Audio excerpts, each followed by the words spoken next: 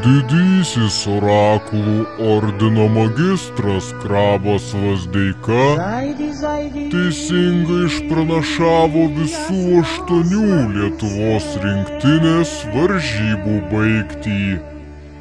Lietuvos komandai artėja lemiamų išbandymų metas.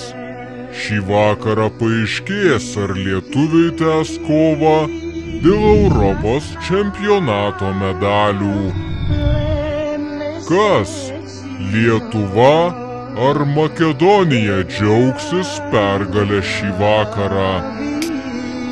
Atėjus lemiamam prognozės momentui, orakulas Lazdeika kurį laiką stypsojo vietoje. Visiems sulaikius kvėpavimą, Delfi orakulas pasitrynė vieną akį. Pauzė, tada jis pasitrynė jau abi akis.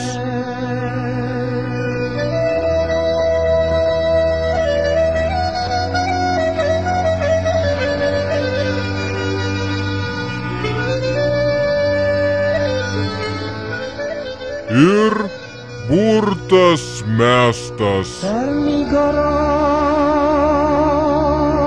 Orakulas nužingsniavo į kokoso kevalą su Lietuvos vėliava.